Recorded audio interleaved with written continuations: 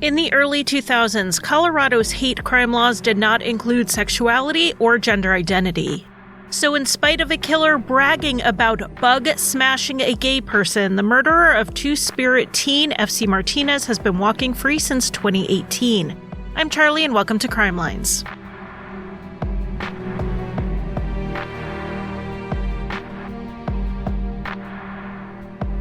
Welcome to Crime Lines. This episode is going to deal with an alleged hate crime against a young person who belonged to the LGBTQ+ community. It is not an alleged crime. The crime happened, but it was not legally established to be a hate crime, though if we're giving opinions here, the evidence supports to me that it was. Two major sources for this episode were the Cortez Journal and a documentary called Two Spirits, which I highly recommend everybody watch. All of my sources are linked in the show notes. The case we are talking about is going to require some history and some cultural context before we get into the case. In traditional Diné beliefs, and I'm talking pre-European contact and before the Spanish dubbed them Apaches de Navajo, and before we shorten that to Navajo, the Diné believed in four basic genders. We have feminine female, masculine male, and then there were those who were born male but function in the role of a female, and the fourth gender was the reverse of that, those who were born female but function in the role of a male. That means people who are intersex, transgender, a femme man, a masculine woman. All of these fall into the third and fourth genders. The third one is the one we're going to talk about today, and that is those who are born male but function in the role of a female, and it is called Nádleehí. Translated to English, Nádleehí means changing one. The Diné were one of dozens of tribes in the Americas who did not have a gender binary. And for the Diné, gender and sexuality were linked, and the acceptance of multiple genders also meant the acceptance of homosexuality. Traditionally, the Nádleehí would participate fully in society and held their own role, including that as a caretaker to parentless children. I have, in the course of making Crime Lines and looking into MMIW cases, come across a lot of stories of how traditional beliefs were lost through colonization. And this is one of those. The Diné belief that people were created in more variations beyond male and female was under attack as far back as initial contact with conquistadores. So this is something I actually didn't learn at school, maybe you did, but the conquistadores brought with them large dogs they called war dogs. They were trained to attack, and they were used against Native Americans. In the Southwest, they murdered Nádleehí by turning their dogs on them for nothing other than being outside of their concept of God-sanctioned gender. And to do something like that is outside of the Diné belief entirely because in their traditional beliefs, again going back pre-colonialism, the concept of evil was intentionally harming others. The Nádleehí were members of society who helped the community and brought balance. And to use modern English words, being gay or trans or queer couldn't be evil because it didn't harm anyone. However, over time, the idea of more than two genders was replaced with the binary, even within Diné communities. A large part of this was the same thing that affected all traditions, and that's the boarding schools. The kids were shipped off and stripped of their language. They were sent home to parents and grandparents who didn't speak English and to a community where their history was given in a language they had been forced to forget. A large number of these residential schools were also run by Christian churches, so being not male or female, moving between those identities, or being gay was taught to be a sin. So let's fast forward roughly 100 years after the height of the boarding schools to the late 1980s and early 1990s. At this point, holding a more traditional belief about gender or sexuality may have been in the minority, but there were still Indigenous people who didn't identify as male or female, and there were still gay Indigenous people. A new modern term started coming up, and that is two-spirit. You may have heard it, and we have discussed it on the Jamie Lee Wounded Arrow episode from December of 2021. This term was designed to be used by all Native Americans, regardless of tribe, as a way to refer to the more complex understanding of gender that is traditional to many tribes. Not all of them, but many of them. It is not a direct synonym for transgender. It's not meant to take over or replace words from Indigenous languages like Nádleehí, and it's not meant to be a single box for all LGBTQ plus Indigenous people to check off, though many do accept it. It's a term that didn't exist that many people saw a need for in our modern society as we are navigating discussions on queer identity and where it intersects with Indigenous identity. And that intersection of identities is going to come up again in this episode, because we are going to talk about the case of a young Nádleehí. Fred Martinez, who largely went by FC, was born on March 15, 1985 in Tuba City, Arizona, which is part of the Navajo Reservation. He was named after his father, who he really looked up to. When he was little, he wanted to grow up to be just like him and be a cowboy and a railroad worker. His parents split up, and when FC was in elementary school, his mom Pauline moved him and his older brothers to Cortez, Colorado. And this was a big change, and FC didn't like it at first. He was used to running all around and burning off his energy in the endless spaces on the reservation. In Cortez, they lived in a crowded trailer park where their neighbor was just a few feet away, and FC thought the adults were too nosy. But overall, he was a happy kid who really could have fun anywhere and doing anything, so he quickly made new friends. FC's dreams of being a cowboy and a railroad worker just like his dad had started to fade, and he began dreaming of a life in the big city. Los Angeles, New York, San Francisco, somewhere he could go and do something big. As FC was approaching his teen years, he asked his mom if he could have one of her purses. She told him sure and didn't think too much about it. Then later on, he asked her about using her makeup. She didn't make a big deal out of it, but she did wonder. Around the age of 13, FC told his brothers and his mother that they needed to have a family meeting because he had something to tell them. And he told them that he had a side to him that was feminine, and he intended to express it. FC wasn't so much asking for permission or acceptance, but Pauline said that he was just telling them how it would be. Pauline told FC that she loved him no matter what, and his brothers also accepted him, but his mother told the documentary Two Spirits that his oldest brother warned him to just be careful. While many people grew up not being taught about the traditional genders, Pauline wasn't one of them, and she knew about the Nádleehí. And after FC came out, she talked to him about it.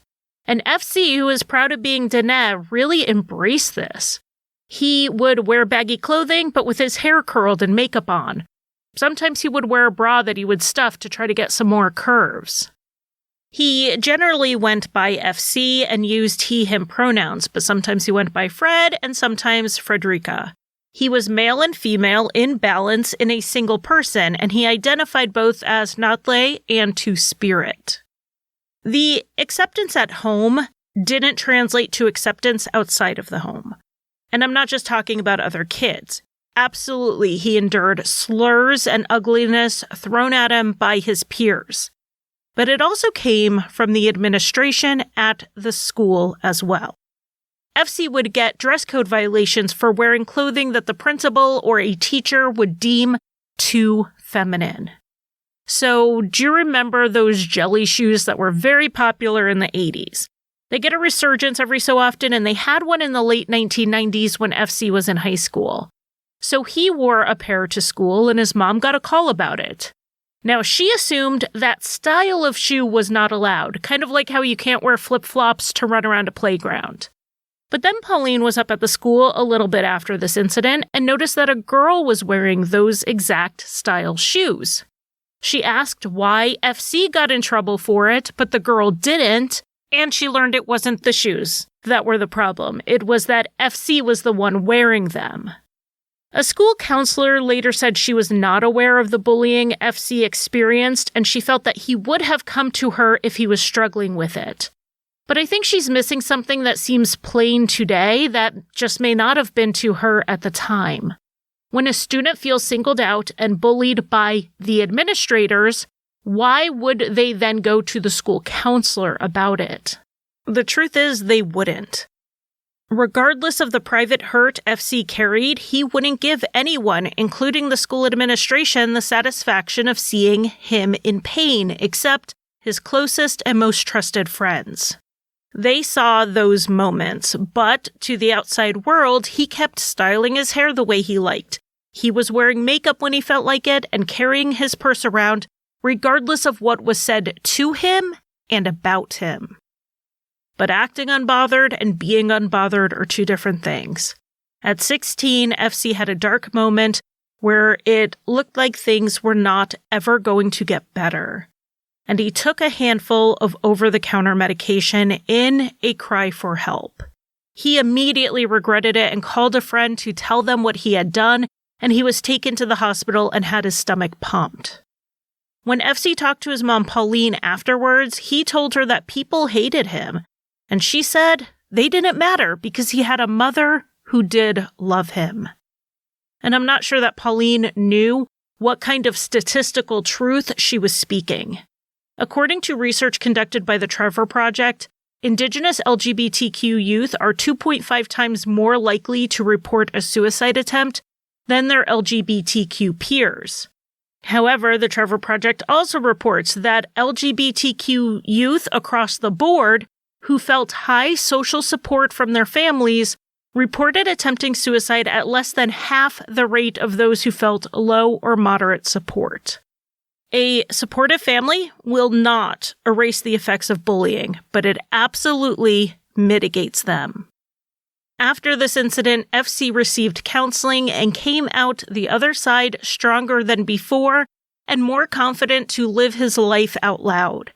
He did leave the high school and started taking adult education classes instead, which spared him going to the space that was the least accepting and affirming. At 16, he was working towards his GED and his future, possibly in design. On Saturday, June 16th, 2001, FC told his mom that he was headed out to the annual Ute Mountain Roundup Rodeo, which is a big event in Cortez, and it includes rodeo events, live music, and a carnival. The carnival was what FC was heading to. Pauline knew FC would be out late, so she didn't wait up for him and instead went to bed. When she woke up, she realized that he wasn't home, so she called his friends to see where he was. They said they had all last seen him at the carnival, but at some point, they got separated.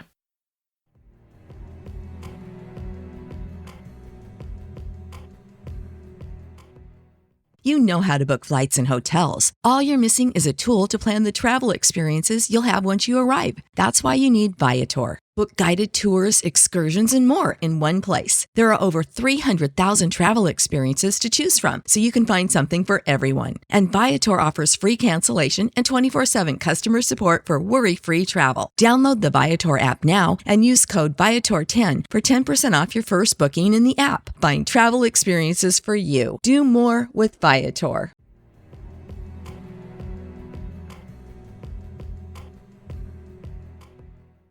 Pauline said she called the police twice in the next few days, once on Monday the 18th and again on Wednesday the 20th. She said she was told that they would call her if they heard anything or saw FC around. The police would later say they had no record of either of these calls. They said that Pauline didn't call them until after Thursday the 21st, 5 days after FC went missing. This date is significant because that's the day his body was found.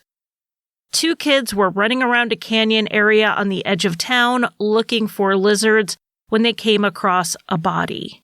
They ran home and told the adults who thought they were making up stories, just a little imaginary adventure that they had dreamed up.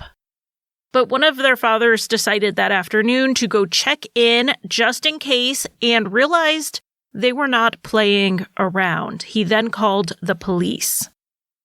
The area FC was found was not far off the road, but it was below the rim of the canyon, meaning it wasn't visible to passerbys. His body was found face up, and his hands were holding his stomach. It was apparent he had been bludgeoned in the head and face. His throat, wrists, and stomach also had slash wounds.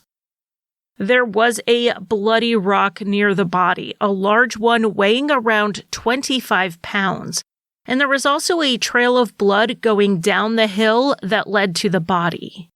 Had FC been attacked and dragged down into the canyon, or had he tried to climb up it after he had been bleeding? It seemed unclear. On autopsy, it was determined that FC had died from blunt force trauma and exposure. Whoever attacked him left him to die, incapacitated by the attack. Pauline was notified that FC's body had been found on the 25th, 4 days after it was discovered. The investigation showed that FC had very likely been killed the same night he had last been seen alive. First at the carnival, and then later the investigation showed he had gone to a party that same night. When the news got out that a body had been found in the canyon and it was a 16-year-old who was identified as gay and two-spirit, the local LGBTQ community showed up for Pauline and the family. One of these people was John Peters Campbell, who had always felt safe in Cortez as an openly gay man. As he told the Cortez Journal, he had even gotten supportive phone calls after the 1998 murder of Matthew Shepard. And these were neighbors telling him to let them know if he or his partner ever felt threatened in the community, they would take care of it. But John realized that his experience as a male-presenting, middle-class white man would not be the same as a Nádleehí teenager, particularly one from a single-parent home that was supported just by his mom's housekeeping job at a local motel. This opened up the eyes of the Cortez LGBTQ community that they needed to focus more on intersectionality and make sure they were open and welcoming to people from all walks of life. But even as they were working on those conversations, they had a more urgent situation to handle. Pauline needed support. And they wanted to make sure that the police didn't write this case off as a poor gay Native American and not investigate properly.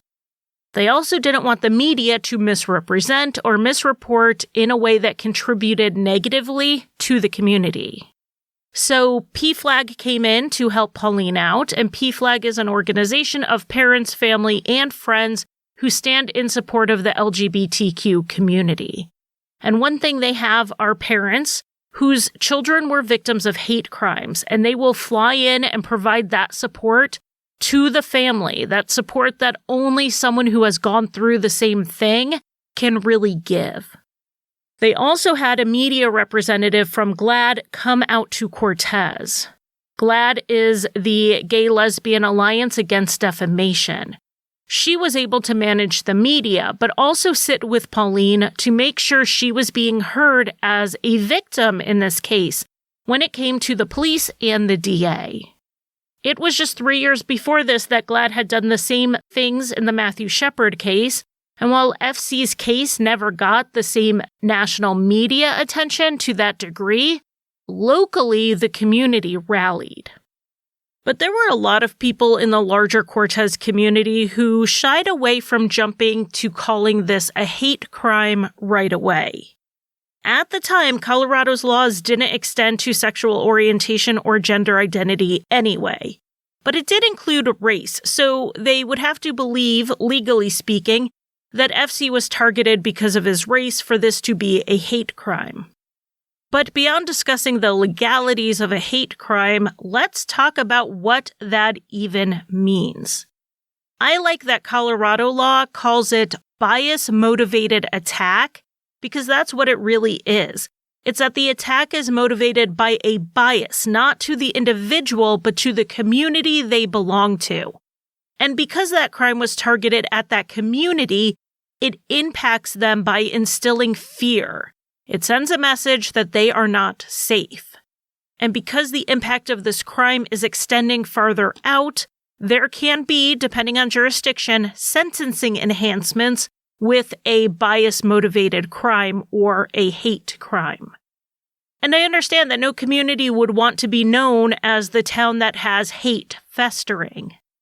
But Mark Larson, who was the state house rep who represented Cortez at the time, said he saw racial attacks on Native Americans, particularly with the youth, that were violent. So he wasn't willing to rule this out as being a hate crime initially, and he wanted to wait on the investigation. Now, I'll mention something about Mark Larson. He was the first Republican lawmaker to co-sponsor a hate crimes bill in Colorado that would include sexuality and gender identity. At this point, bills like this were presented pretty much annually in Colorado, and the lawmakers would vote them down. But I have to imagine that Mark Larson essentially crossing party lines to not just support the bill, but to co-sponsor one of them really did help move the needle on it finally passing a few years later. But that would be too late in FC's case. If they determined this was a bias-motivated attack on FC, it wouldn't be charged that way unless the bias was against him as an Indigenous person, not as a gay or two-spirit person. To learn the motive, they would have to find the killer, which, in this case, actually didn't take very long. A Crime Stoppers tip came in early in the investigation that named 18-year-old Sean Murphy as someone who was bragging about killing FC. Except he didn't refer to FC by name because he didn't know FC before that night. He instead referred to him by the F slur. This tip sent detectives down to Farmington, New Mexico. It's about an hour and 15 minutes south of Cortez, and that is where Sean was living. While they were watching Sean's apartment on July 3rd, 2001, they saw another man, Clint Sanchez, leave the apartment carrying a dark bag. They followed him to a gas station where he dumped a pair of shoes, 2 belts, and a white shirt into a dumpster. When the police recovered these items, they saw that the shoes had blood on them. They pulled Clint over and arrested him for carrying a concealed firearm. With Clint in lockup, they asked him if he was willing to talk about the FC Martinez case, and he agreed to tell them what he knew. He was not going to cover up for Sean Murphy. According to Clint, Sean was in Cortez on the night of June 16th in order to sell meth at the rodeo. The two attended a party that night where they may have seen FC. Later on that night, they were driving around when they saw FC walking near the high school. They pulled over and offered him a ride. They went to a convenience store and Clint went in, leaving Sean and FC in the car. They were alone for a few minutes. Clint got back in the car and they dropped FC off at a corner near where Clint and Sean were staying, which was just about half a mile from FC's home, so less than a 10-minute walk. Clint and Sean drove to the friend's apartment. On the drive, Clint and Sean talked about FC being gay, and Clint wondered out loud if FC thought he and Sean were also gay. Sean left the apartment soon after they arrived, saying he was going out to get a joint. He was gone for about 20 minutes and came back with blood on his hands and clothes. They asked him what happened, and he said he had gotten into a fight and that he left the other person lying in the pits, which was the local name for the area where FC's body was found. Sean then took a shower, changed out of his bloody clothes, and a friend drove Sean and Clint back to Farmington. Sean went on to brag to people that he beat up a gay person, bug smashing them, though of course he used a slur in how he described this. And then after FC's body was found, Sean started boasting that he had actually killed him. Though Sean lived over an hour away from Cortez, he was from the area and he was known to the police as he had already gotten a record by the age of 18. When he came on the radar for FC's murder, he was on probation for something else. And his behavioral issues went back even farther than that. He had been expelled from middle school in the 6th grade. That's about 11 or 12 years old for those not in the U.S. He was then expelled from the high school and then the alternative school. Whatever his needs were not being met, and now here he was at 18, a suspect in a murder. The police picked Sean up and asked him about the night of the killing. He denied he was even in Cortez at the time, and his mother backed him up on this. She was initially willing to be his alibi, and she's the reason why juries don't believe mothers when they alibi their children. Sean was absolutely in Cortez at the time, which he and his mother later admitted. Sean was arrested and extradited to Colorado. The day after his arrest, the funeral for FC was held. Pauline put 2 photos on his casket, one of him presenting masculine and the other one feminine in honor of his 2 spirits. His obituary included all of his names, Fred, FC, and Frederica. On July 9th, Sean Murphy was arraigned with his mother, his grandmother, his girlfriend, and his daughter there to support him. FC's family was not there because they weren't told about the hearing. According to the DA, the issue was that he wasn't told about what time the arraignment would be until the last minute. He said he didn't find out until that morning while he was already at the courthouse and they pulled him in for it. He told the Cortez Journal that the police knew when it was going to be, but no one got that information to his office. The court clerk told the Journal that that wasn't true. He had been told. Maybe he didn't pass the information on to his staff, who would generally be the ones to personally call the family. Perhaps the breakdown was in his office, but the court clerk said it definitely was not with the court. This issue was escalated to a formal complaint that Pauline's rights as a victim were violated, and it wasn't the only issue being raised. FC's autopsy reports had shown up at the DA's office on July 23rd. It took weeks before the family was told what was in there, but the DA said that was also not his fault.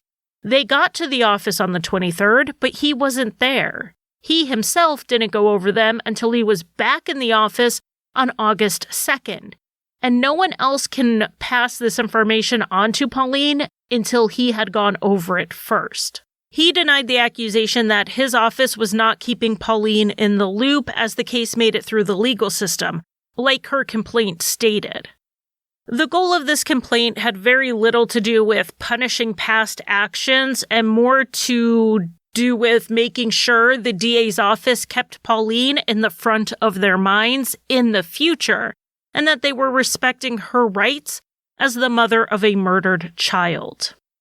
But this was not the only controversial issue in this case that was being covered by the media, and this goes back to the Cortez Journal being a major source in this case.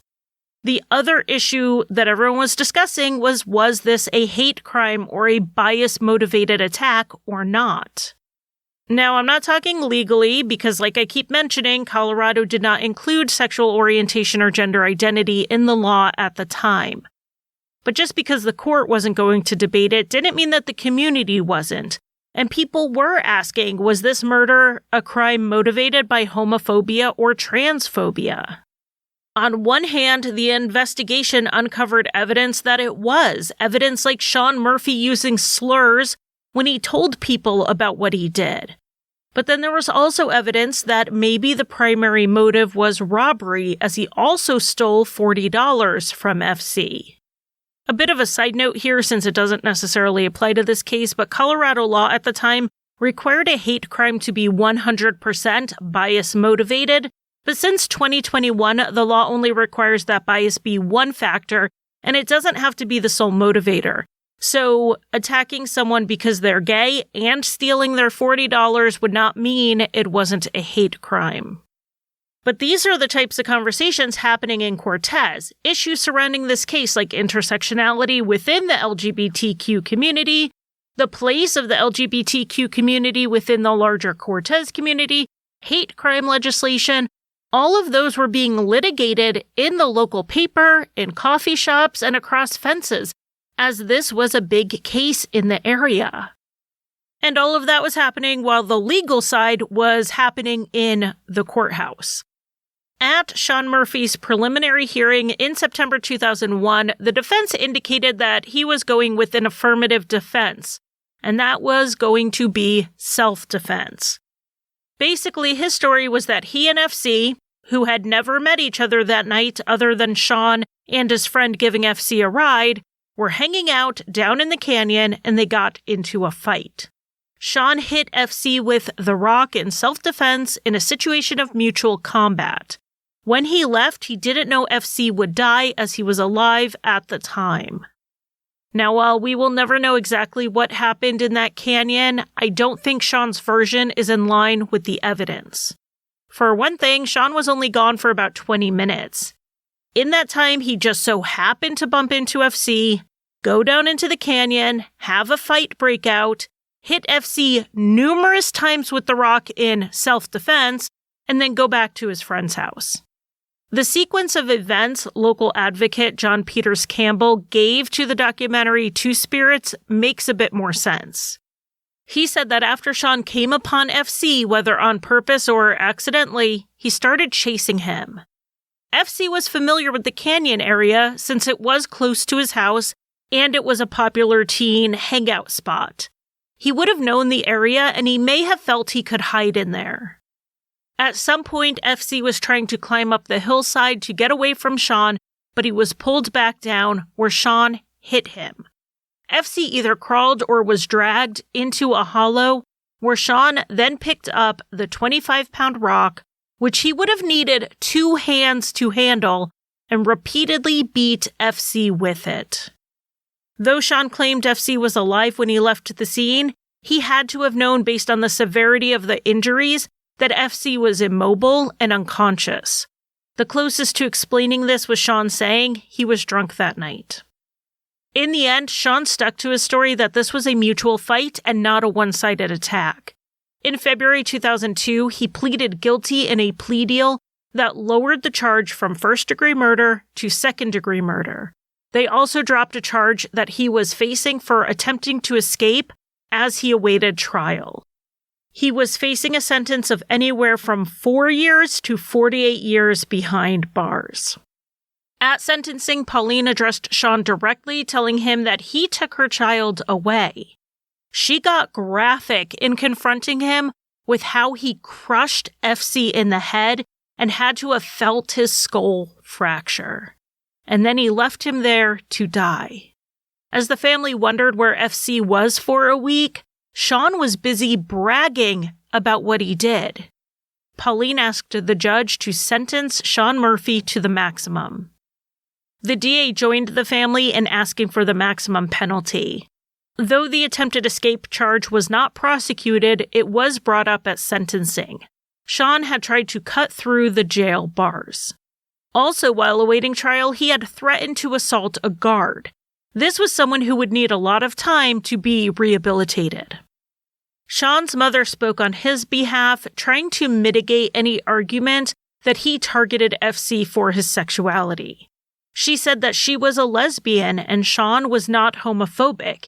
He accepted her and he accepted her partners, some of whom were also Native American. But I do want to interrupt her real quick here because this is not how it works. A lot of people out there have what I call their exceptions. They are racist, but not against Joe, who's, one of the good ones. They're homophobic, but, Rebecca and Allison don't count because they're really nice neighbors and they're not that butch. This happens all the time. It's part of why people saying they can't be racist because they have a black best friend is seen as so ignorant. Making an exception for the people in your life does not change the bias you have or the treatment you give to the people you don't know. And beyond that, I'm going to tell you something that any trans person could tell you. Not being homophobic is not the same thing as not being transphobic. Being gay does not make someone not transphobic. Just Google trans exclusion in the gay community if you want to read more about it. Sean could absolutely have loved and accepted his lesbian mother while still having a bias against FC. But Sean said he did not. He said he had just gone down in the canyon to smoke a joint with FC, someone he barely knew, and there was a fight that left FC dead. He called it a, quote, terrible mistake. In front of the judge, he called it a terrible mistake. In front of his friends, he boasted about it. And I don't think the judge missed that observation. She told Sean that he had a choice after he left that canyon. He could have called, even anonymously, to let first responders know that FC was hurt in that canyon. He could have possibly saved FC's life, but he didn't. Instead, he took a shower, got changed, and went home.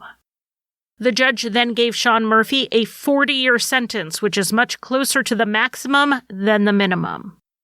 The advocates in this case were pleased with this outcome. Their goal was a sentence long enough that Pauline would never bump into her son's murderer on the street in her lifetime. And it looked like they got that. But they didn't. In May 2018, after 17 years in prison, and after having served less than half his sentence, Sean Murphy was released on parole. He beat a 16-year-old with a 25-pound rock and left him to die, and he served only 17 years. When his release was reported in the media over a year later, he was 36 years old and living about 8 hours from Cortez in Greeley, Colorado. But as one of the advocates in the case, Kathy Renna, told PBS after the release of the documentary Two Spirits, FC's real gift and legacy is that documentary. And that from the pain and grief and horror of what happened to FC Martinez, some good will come from it as people begin to think differently about those who are around them. I will leave links in the show notes of where you can rent the film. Thank you for listening. You can find Crime Lines on Facebook, Twitter, Instagram, and occasionally TikTok. Crime Lines is on Patreon, where I offer early and ad-free episodes as well as bonus content. Visit patreon.com/crimelines. If you want to buy me a coffee, the official drink of Crime Lines, you can give a one-time donation at basementfortproductions.com/support. And if you need a palate cleanser after listening to heavier true crime shows, check out Rusty Hinges, an allegedly funny history, mystery, and true crime show that I co-created and write for.